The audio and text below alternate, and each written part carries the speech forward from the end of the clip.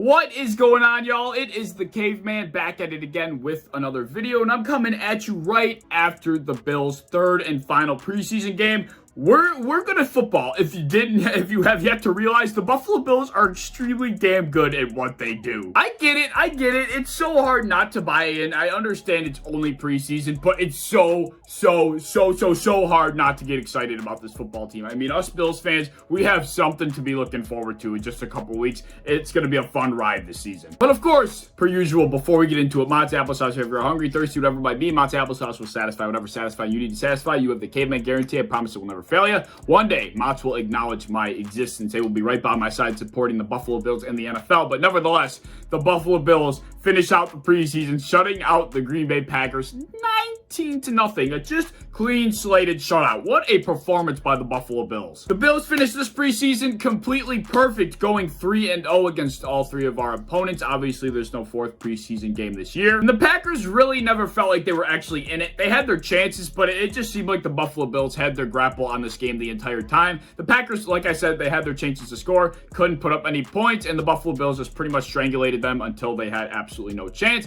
and it was a 19-0 victory. I gotta say, I was outside for a select amount of time today, and for those fans that were there, I don't do good in the heat. I can't lie. I belong in Buffalo because I think I probably do better in the cold than I do the heat. They had to be absolutely frying out there. Get your fish sticks here! Good Lord, was it hot today in Western New York. But let's stay on track. As fun as it was to watch all of the starters play in the final preseason game, I'd be lying to you if I said I was a little uncomfortable seeing all of our number ones out there for as long as they were. I mean, our starting offense, beside for Stephon Diggs, literally played for almost the entire first half. Like, that is a lot of plays for just one potential play to go wrong, and one of our key players are down for, X amount of time. That thought could not escape my mind the entire time. Even though I was having so much fun watching them, it definitely worried me. I'd be lying if I said it didn't. I get it. Nothing happened. It's easy to say that now. Hindsight is always, of course, 2020. But still, I mean, Josh Allen took a shot. On that touchdown pass to Zach Moss, Ike Bodker got beat like a drum on the inside, and Josh Allen took a good gut shot. I'll show you right here.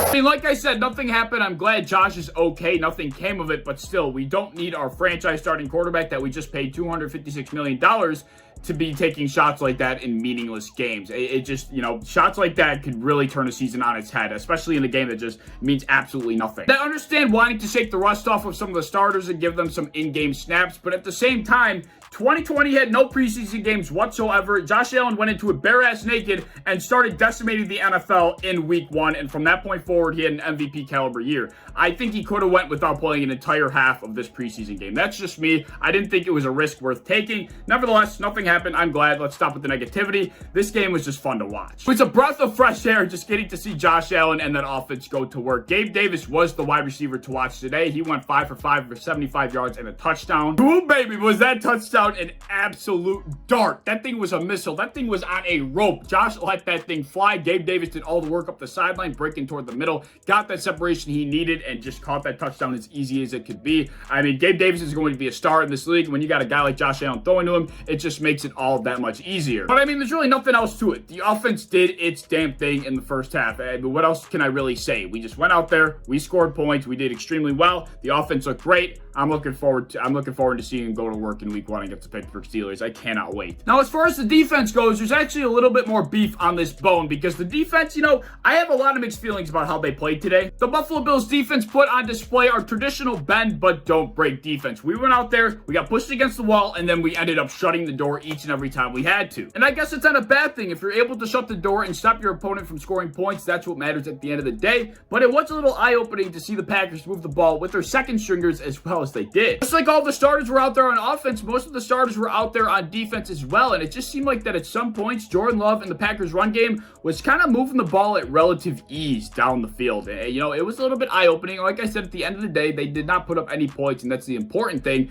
But the second stringers of the Packers, they were moving the ball on us pretty well. The first Packers drive, the Buffalo Bills were able to shut the door right in the Packers' face at the goal line. 4th and goal on the Buffalo Bills 1-yard line. The Bills were able to shut the door and make the play on defense. The second drive, the Packers once again stayed aggressive, had another 4th and short, and they went for it. They did complete it, but the very next play, Jordan Love made a very rookie-like mistake, just heaving a ball off his back foot into the back of the end zone. Micah Hyde ended up picking him off. And the third and final drive for the Packers right before half, Jordan Love did his thing once again, getting the Packers down deep into Buffalo Bills territory for the third consecutive drive. Once again, not able to put up points, but nonetheless, they got there, and they got there with ease. But the Bills know very well that if they're struggling out there, the Mafia has their damn back. Jordan Love was right in front of the end zone looking to put up the first points for the Packers of the day. Right before the half, they took a delay of game because the Bills fans, Bills Mafia in the stadium was so damn loud. Jordan Love couldn't communicate with his other players, forcing them to take a 5-yard delay of game penalty. Bills Mafia showed up huge there. I mean, just the fact that the preseason crowd is forcing opposing offenses to struggle to be able to hear,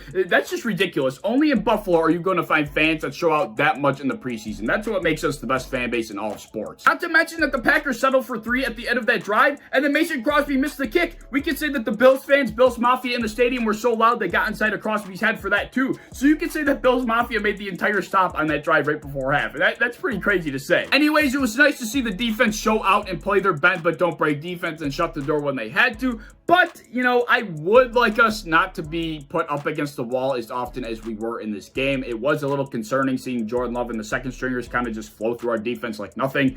Not going to think about it. It was a great day. We shut them out. Who cares? There are a couple side notes that I want to mention. Our long snapper, Reed Ferguson, has been dealing with a back injury over the last couple of days. Therefore, he did not play in today's game. AJ Epinesa stepped up and was our long snapper for today. And let's just say that we saw the value that Reed Ferguson brings to this team. It seemed to be going well with AJ, and then he bounced a snap off the turf. Tyler Bass wasn't able to kick it, and it was a complete mess. And that had to be the first special teams error that I've seen with this team in years. So Reed Ferguson's value was airlifted. He's on this team without a doubt. Not that there was any doubt in our minds about that, but Reed Ferguson is extremely valuable to this team. But the last thing I want to mention, which I thought was very, very interesting, I'm not sure if you caught it if you were watching the game from home, but Brandon Beane was being interviewed in the broadcast booth today, and he said something that was very interesting that caught a lot of people's ears. Brandon Beane briefly mentioned for a quick second that he had been taking calls for potential trade offers for guys on the defensive line. That might really shake things up, but it could make the 53-man roster decisions a lot easier. Could somebody be on the move in the near future? I guess we will find out, but this game did not make any of the roster decisions any easier. Just everybody continues to play so well. It's going to be a tough next couple days trying to decide who makes it and who doesn't. This team is so damn talented. We only have 3 days until the 53-man roster must be finalized. August 31st is when the final cuts must be made. And like I said, today's shutout win against the Packers did not make any decisions any easier for Brandon Beane and Sean McDermott. So it'll be an interesting next 48 to 72 hours. We'll see what goes down. Also, it was a nice cherry on top to finish off the day, seeing Josh Allen earn 10th in the NFL Top 100. I'm not going to complain about it. Maybe he could have been a little bit higher, but 10th on the NFL Top 100 after finishing, who knows where he finished last year. I don't even remember, but top 10, that is pretty freaking miraculous. A nice cherry on top to finish off such a great day. That's everything I have on today's game. Let me know your thoughts down in the comment section below. Anything you might want to say, leave your thoughts down there. If you enjoyed the video, as always, please like, subscribe, do all the fun stuff. If you want to hit the bell to be notified when I upload, I would appreciate that. If you're over Twitter, follow me over there. I would appreciate it as well. I'm a part of the Built-in Buffalo content creation team. If you enjoy Buffalo Bills content, be sure to follow and subscribe to us on any social media that you might have. And I hope to see you in the next one. Peace.